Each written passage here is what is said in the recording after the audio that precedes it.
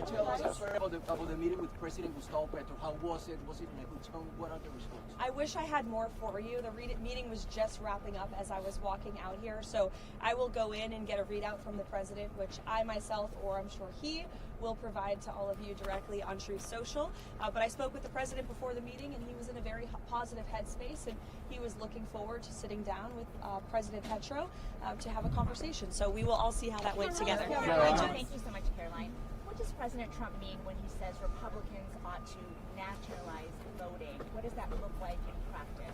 What the president was referring to is the SAVE Act, which is a huge common sense piece of legislation that Republicans have supported, that President Trump is committed to signing into law during his term. And he spoke with the speaker directly about that yesterday, about the need to get that bill on the floor for a vote, because it provides very common sense measures for voting in our country, such as voter ID. I don't think any rational person who's being honest with themselves would disagree with the idea of requiring citizens of this country to present an ID before casting a ballot in a federal election, or frankly in any election. And that's something the president wants to see happen. So that's what he was referring to. But to be clear, he does believe the state should oversee. The president believes in the United States Constitution. However, he believes there has obviously been a lot of fraud and irregularities that have taken place in American elections. And again, voter ID is a highly popular and common sense policy that the president wants to pursue, and he wants to pass legislation to make that happen for all states across the country. And just to follow up on that, he said specifically that they should take over elections in 15 states. Can you tell us what he meant by that, what 15 states he's referring to in terms of Republicans taking over elections? Again, what I was just telling you is that with the passage of the SAVE Act, voter ID will be implemented across all 50 states. The president was referring to specific states in which we have seen a high degree of fraud. If you look at states like California, or if you look at New York City, for example, non-citizens are allowed to vote in elections in places like California and New York City. That just creates a system, an electoral system, that is absolutely ripe with fraud. And you cannot deny the fact that, unfortunately, there are millions of people who have questions about that, as does the president. He wants to make it right, and the SAVE Act is a solution to doing it. Daniel? Caroline, good to see you. The January ISM manufacturing PMI hit a score north of 52. It's the best score since August of 2022.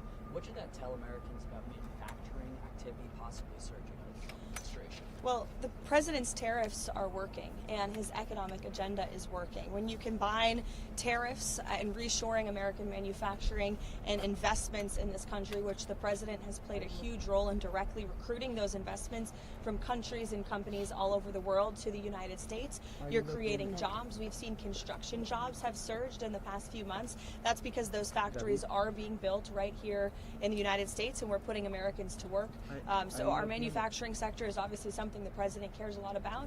That's why he's so determined and dedicated to his tariff policy, which, as you all saw yesterday, the president struck another great trade deal with India. He spoke with Prime Minister Modi directly. They share a very good relationship.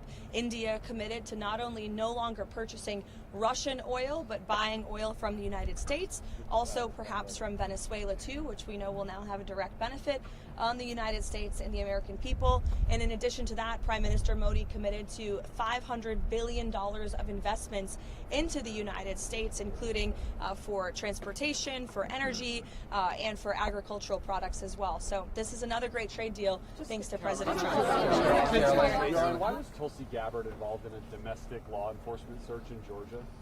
Tulsi Gabbard has been tapped by the President of the United States to oversee the sanctity and the security of our American elections. She's working directly alongside the FBI Director, Kash Patel. This is a coordinated whole-of-government effort to ensure that our elections, again, are fair and transparent moving forward. I don't see anything wrong with the President tasking a cabinet member to pursue an issue that most people want to see solved.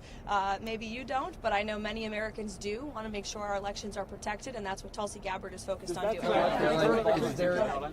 Is there something specific that the president has concerns about that led him to ask the Director of National Intelligence to go down to Fulton County? I just explained the president's concerns with voting in this country, and it's something that he wants to see solved for future elections, and I think that's something all Americans can get behind. President has called President Petro drug dealer, thug, lunatic, and President Petro has called the American army to not pay attention to President Trump.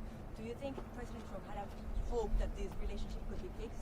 I think the president invited President Petro and accepted that offer for him to meet President Petro, and the president spoke a few weeks ago. As you know, President Petro said he'd love to come to Washington.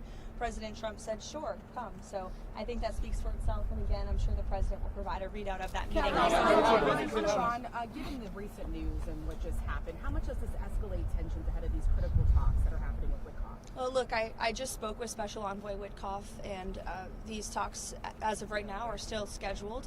President Trump is always wanting to pursue diplomacy first, but obviously it takes two to tango. You need a willing partner to achieve diplomacy, and that's something that Special Envoy Witkoff is intent on exploring and discussing. As always, though, of course, the president has a range of options on the table with respect to Iran.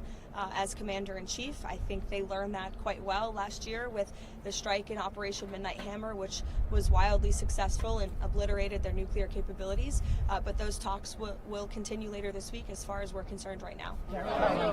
President Trump was talking yesterday about how President Putin had agreed to a week-long halt on attacks on Ukraine because of the cold weather. But today we've seen that Russia has launched some of the heaviest attacks this month. What's your reaction to that? Yeah, I spoke with the president about it this morning, and his reaction was unfortunately unsurprised.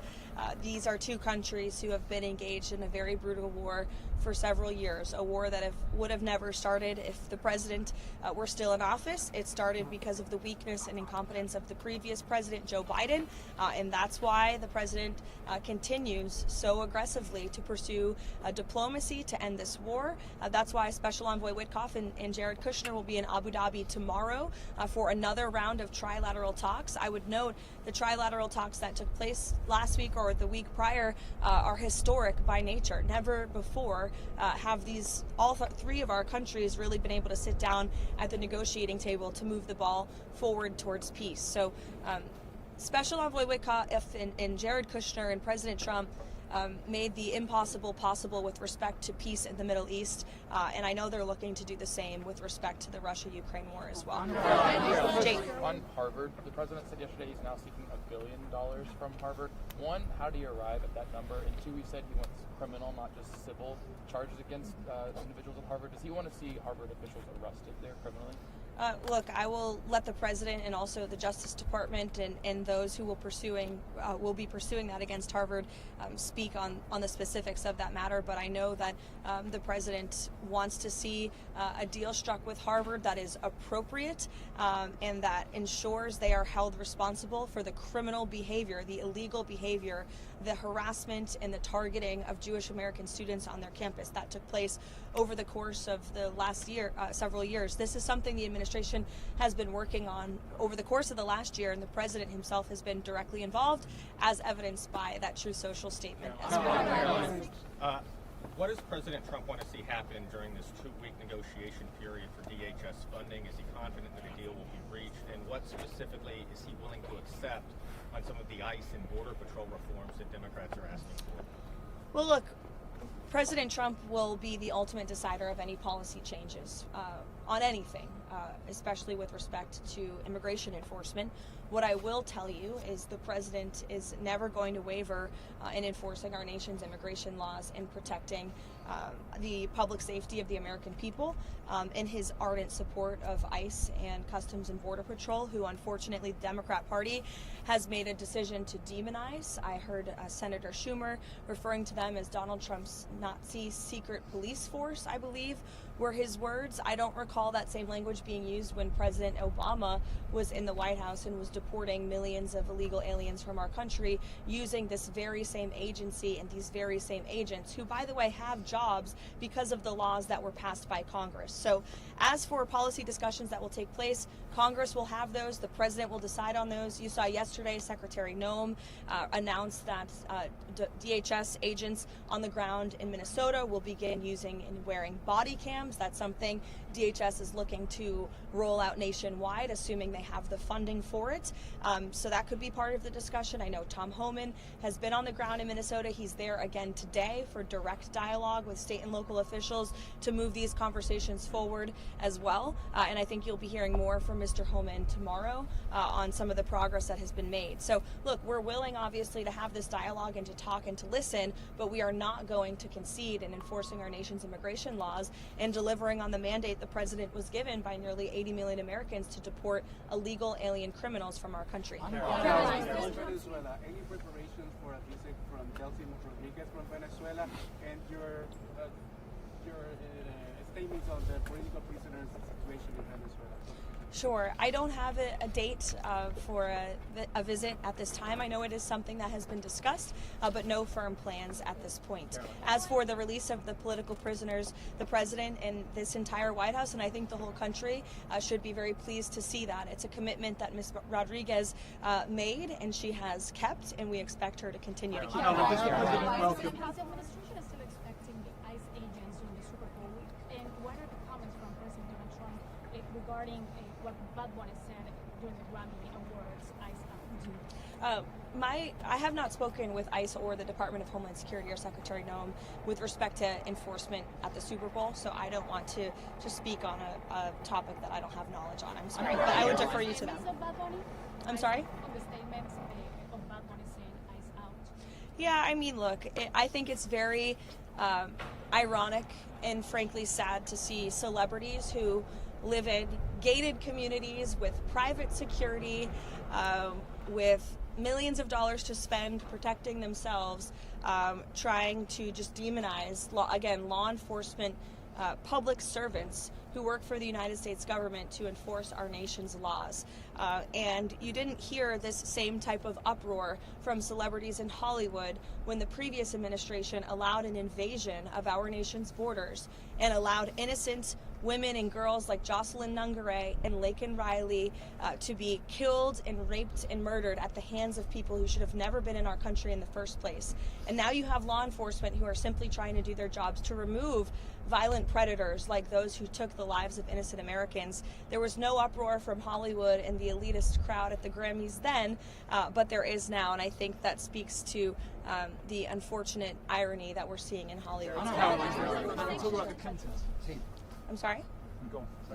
President Trump approval ratings has went up in the Hispanic community since the Maduro's capture. What do you think about that? Because the legacy media said that the Hispanic community is scared about Trump policies. Yeah, I think it's a great point, but what the president obviously did with respect to Venezuela was a great thing for all Americans, but especially Venezuelan Americans who fled Maduro's illegitimate regime because of the horrors of communism. And I think it's a good lesson for all Americans to learn. Thank you, guys.